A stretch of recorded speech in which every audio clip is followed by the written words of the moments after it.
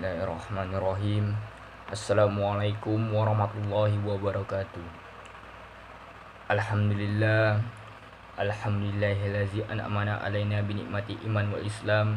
Asyhadu an la ilaha illallah wa asyhadu anna Muhammadar Rasulullah. Allahumma shalli ala sayyidina Muhammad wa ala ali sayyidina Muhammad. Amma ba'du. Pertama-tama dan yang paling utama, marilah kita panjatkan puji dan syukur kita atas kehadiran Allah Subhanahu wa taala yang mana telah memberikan kita nikmat sehat walafiat yang kita rasakan pada saat ini. Dan marilah kita bertakwa atas nama Allah, takwa dalam arti menjalankan segala perintahnya dan menjauhi segala larangannya.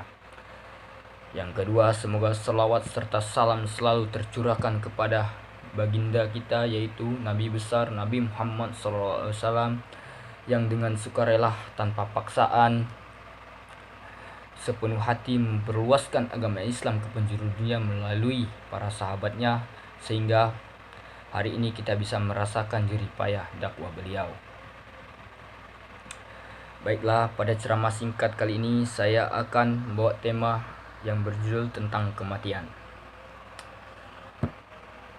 Mungkin kematian bagi sebagian orang di luar sana hanya dianggap sebagai batas akhir dari sepasih kehidupan. Padahal hakikatnya tidak seperti itu. Dalam kitab yang kebenarannya yaitu Al-Quran, kematian hanyalah perpindahan dari satu fase kehidupan menuju fase kehidupan yang lainnya. Perpindahan dari dunia fana menuju dunia yang kekal di sisinya. Sekarang, bagaimana kita menyikapi seharusnya kematian itu? Izinkan saya membahas sedikit dalam ceramah singkat kali ini.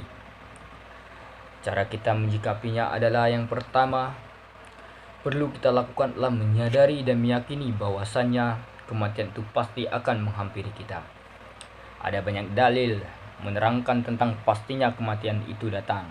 Salah satunya yaitu firman Allah surat Al-Imran ayat 185, yang artinya setiap yang bernyawa akan merasakan kematian, dan hanya pada hari kiamat sajalah diberikan dengan sempurna balasanmu.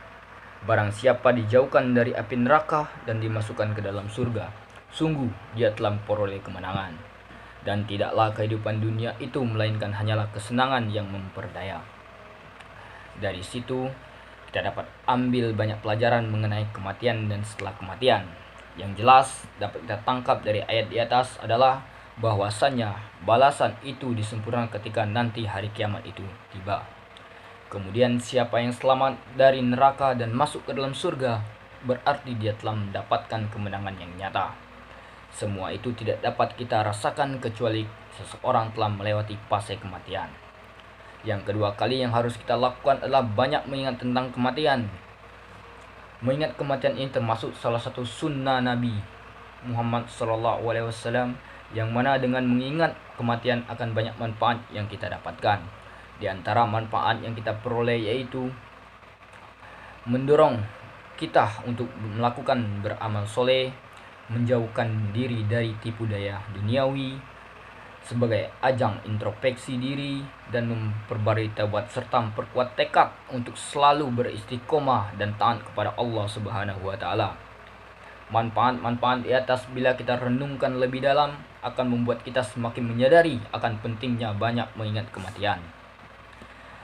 Maka dari itu, mulai dari sekarang, marilah kita dan seterusnya kita sempatkan diri kita untuk mengingat kematian, agar hati kita semakin lembut dan tidak mudah tertipu oleh gemerlapnya duniawi.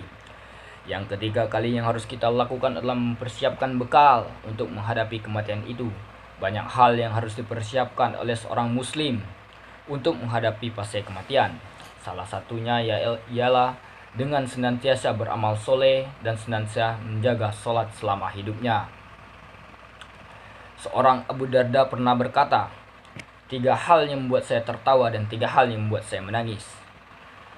Adapun 3 hal yang membuat saya tertawa yaitu, yang pertama, orang yang bercita-cita mendapatkan dunia, padahal kematian tengah memburunya. Yang kedua, orang yang lalai padahal dia tidak dilalaikan. Dan yang ketiga, orang yang tertawa terbahak-bahak padahal dia tidak tahu apakah tertawanya itu membuat Allah ridho atau tidak. Dan adapun 3 hal yang membuat dia menangis, yaitu yang pertama, berpisah dengan kekasihku Muhammad SAW dan sahabat-sahabatnya. Dan yang kedua, kedahsyatan datangnya malaikat penjemput maut. Dan yang ketiga, berdiri di hadapan Allah pada hari dibongkarnya segala rahasia, kemudian tidak mengetahui akan digiring ke surga atau ke neraka. Seorang sahabat Abu Darda saja sampai begitu dalam menyikapi dari persiapan kematian. Dan lalu bagaimana dengan kita, hanya seorang muslim yang berharap mendapat ridho dari Allah Subhanahu wa taala.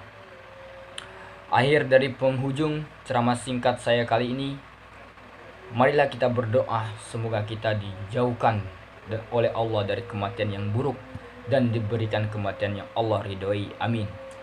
Lebih dan kurang saya mohon maaf. Wabillahi taufiq wal hidayah. Wassalamualaikum warahmatullahi wabarakatuh.